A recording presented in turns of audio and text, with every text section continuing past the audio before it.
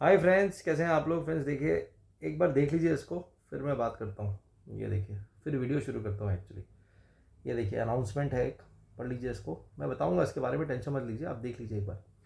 अब देखिए, अगर आपको पता है तो बल्ले बल्ले, नहीं पता है तो आपका भाई बैठा है बताएगा। ठीक है, फिर अब देखिए अनाउंसमेंट क्या है। Job seeker visa must be submitted through VFS। फिर से देख लीजिए एक बार, ये मैं नहीं बोल रहा हूँ, ये देख लीजिए, ये वेबसाइट है। ये वेबसाइट क्यों बता रहा हूँ मैं आपको, embassy of Portugal in ministry of foreign affairs, ये देखिए। ठीक है, अब बहुत सारे लोग मुझसे डाउट पूछ रहे थे कि जो जॉब सीकर वीज़ा है वो हम कैसे अप्लाई करें, कैसे अप्लाई करें, अपॉइंटमेंट कहाँ से लें, अपॉइंटमेंट नहीं मिल रही है। सबसे पहला तरीका ये जानिए कि आपको अपॉइंटमेंट लेनी कैसे है। देखिए, जब आप इस साइट पे आते हैं, यहाँ पे देखिए, जब इस पे नीचे जाते हैं, यहाँ पे ये बात करते हैं इसके बारे में कि आपको क्या करना चाहिए, कैसे। ये देखिए, ये बोल्ड में जो लिखा हुआ है यहाँ पे इन्होंने एक लिंक दी है। ये ग्रीन में लिंक देख रहे हैं, डार्क ग्रीन में। आप जब आप इस लिंक पे क्लिक करते हैं, देखिए कौन से पेज पे लेके जाता है आपको। ये VFS ग्लोबल खुल गया आपके सामने, समझ गए आप। ठीक है, तो आज हम बात करेंगे पोर्चुगल अगर आपको जाना है, सबसे बेस्ट तरीका क्या है, ऑफिशियल तरीका क्या है, कहाँ से आप इन्फॉर्मेशन ले सकते हैं। ठीक है, सबसे पहले मैंने आपको चीज़ बता दी, अगर आप पोर्चुगल जॉब सीकर वीज़ा लेना चाहते हैं तो तरीका है अपॉइंटमेंट लेने का, ये है। ठीक है फ्रेंड्स, अब देखिए फ्रेंड्स, अगर जो लोग मेरे पास आके गाइडेंस लेते हैं, मैं कभी भी उनको जॉब सीकर वीज़ा रिकमेंड नहीं करता हूँ। क्यों रिकमेंड नहीं करता, सबसे इंपॉर्टेंट रीज़न है कि आपको अपॉइंटमेंट जॉब सीकर वीज़ा की मिलेगी नहीं। जो लोग मेरा वीडियो देख रहे हैं, जो लाइव सेशन में आते हैं, उनको पता ही है, कुछ 7-8 महीने हो गए हैं, उससे ज़्यादा ही टाइम हो गया, लोगों को अपॉइंटमेंट नहीं मिली है। लेकिन जो लोग पोर्चुगल का टूरिस्ट वीज़ा ले रहे हैं, उनको दबा के अपॉइंटमेंट मिल रही है। ठीक है, तो आज का जो वीडियो है वो है कि अगर आपको पोर्चुगल जाना है, सबसे बेस्ट तरीका है टूरिस्ट वीज़ा पे जाना। मैं एक्सप्लेन करूंगा कैसे।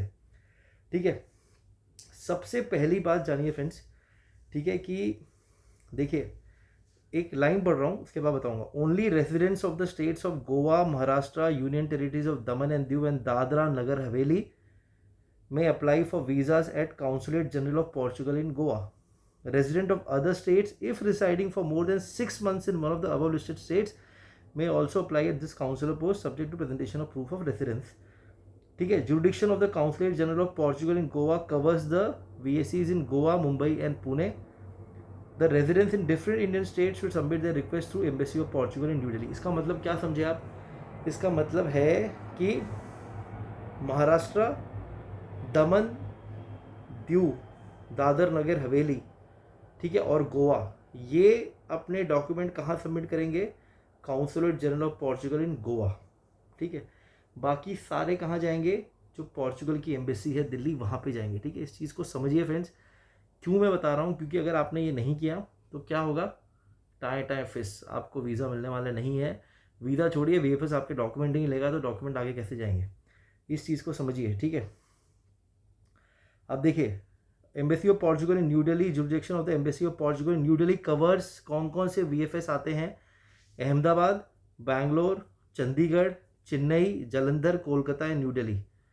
ठीक है, तो आप जो गोवा, महाराष्ट्र, दमन, दादर नगर हवेली के अलावा जो स्टेट्स हैं, वो इन सब VFS में अहमदाबाद, बैंगलोर, चंडीगढ़, चेन्नई, जालंधर, कोलकाता, न्यू दिल्ली में जाके अपने डॉक्यूमेंट सबमिट कर सकते हैं, कोई दिक्कत नहीं आएगी।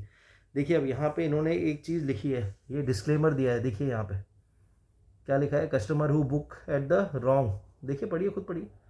ठीक है, तो ये चीज़ पक्का समझिए, ये जॉब सीकर वीज़ा में भी एप्लीकेबल है। अगर आपको अपॉइंटमेंट कल को मिलेगी, अगर आप उससे नहीं गए जहाँ पे आपका पासपोर्ट इशू है, ये चीज़ आप कर सकते हैं कि अगर समझ लीजिए गोवा में आप 6 महीने से ज़्यादा रह रहे हैं, आप एड्रेस प्रूफ दिखा सकते हैं गोवा, महाराष्ट्र का, तो शायद आपकी बात बन जाए। लेकिन एड्रेस प्रूफ जेन्युइन होना चाहिए, फर्जी लगाएंगे तो फर्जीवाड़ा होगा और टाइम टाइम फिस होगा। ठीक है, अब देखिए फ्रेंड्स, मैं क्यों बोल रहा था कि आपको पोर्चुगल टूरिस्ट वीज़ा पे जाना चाहिए। सबसे इंपॉर्टेंट बात, पोर्चुगल टूरिस्ट वीज़ा का अपॉइंटमेंट दबा के मिल रहा है।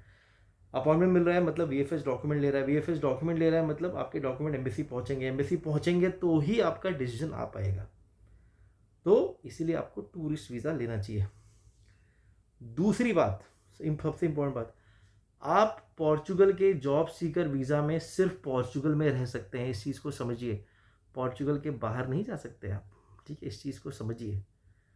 लेकिन पोर्चुगल के टूरिस्ट वीज़ा पे आप 26 कंट्री घूम सकते हैं, पूरा शेंजन घूम सकते हैं। कितनी इंपॉर्टेंट बात है, कितनी अच्छी बात है, सोचिए आप।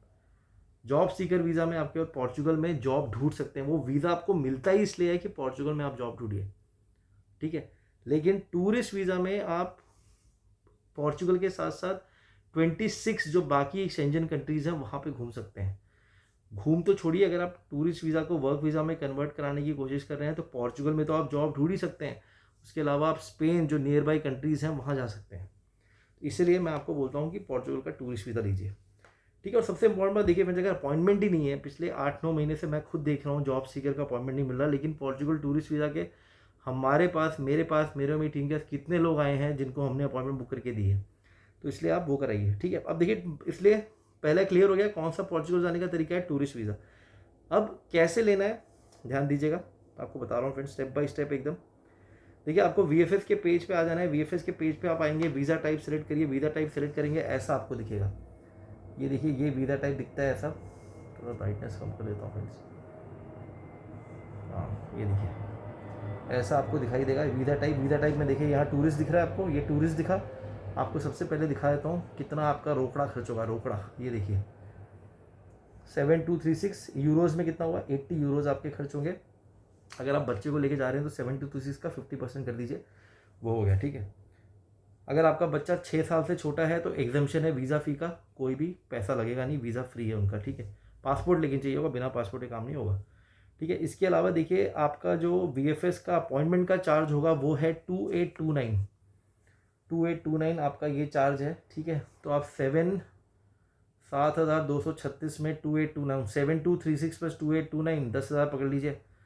उसके बाद कुरियर चार्ज लेंगे 450, तो आपका 11,000 लगता है आपका ये खर्चा, ठीक है। ये आपका लगता है। अब दूसरी बात, डॉक्यूमेंट्स कौन कौन से हैं ध्यान दीजिएगा, ठीक है। सबसे पहले आपका आता है, आपका एप्लीकेशन फॉर्म फिल्ड होना चाहिए, ठीक है।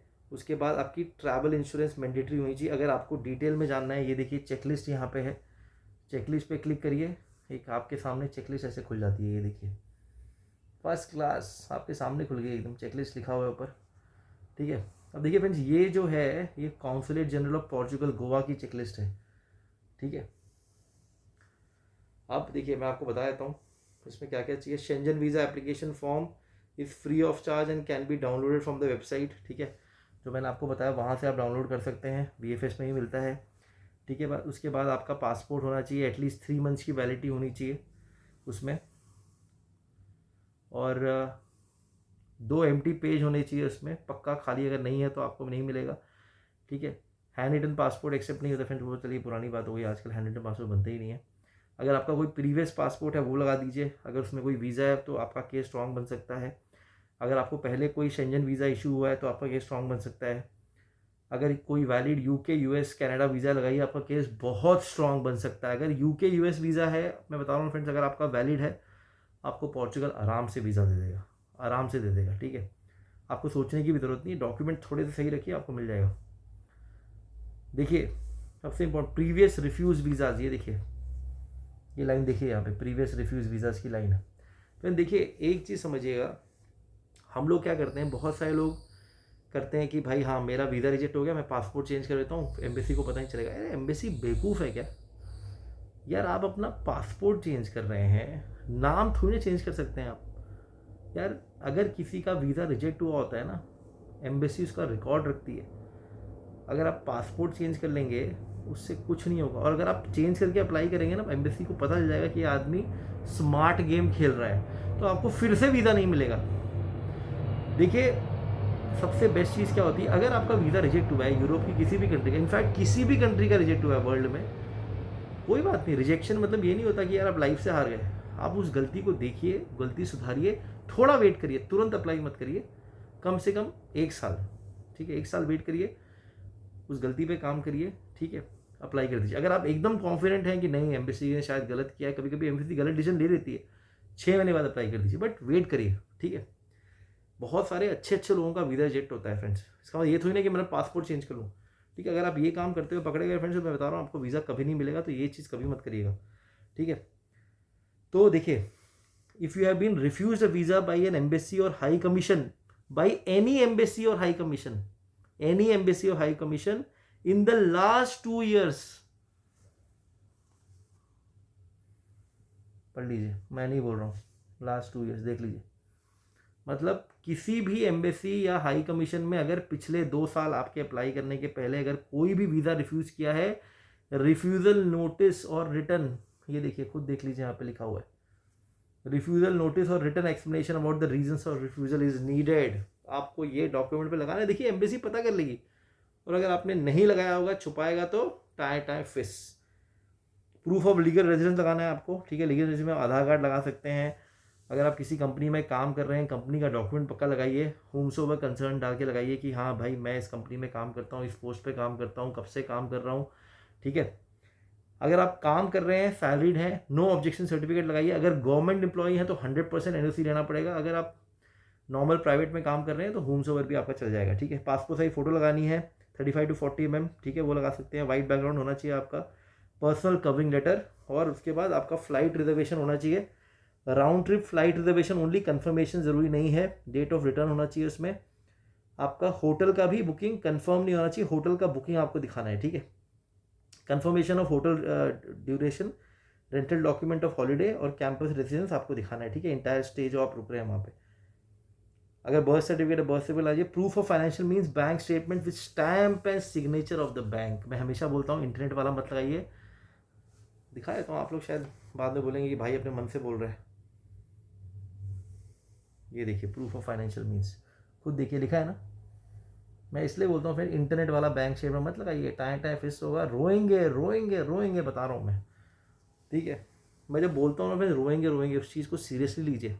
एक्चुअल में लोग पता है लाइटली ले रहे हैं, अरे यार इंटरनेट से प्रिंट आउट लेके लगा दो, कुछ नहीं होता। बहुत कुछ होता है। अगर फ्रेंड्स मैं कुछ बोल रहा हूँ कुछ सोच समझ के ही बोलूँगा। देखिए मैंने इतने सारे वीज़ा अप्लाई किए हैं, अगर आप लोगों में से किसी को भी बाई चांस कभी मुझसे मिलने का मौका मिला, मैं अपना पासपोर्ट दिखाऊंगा।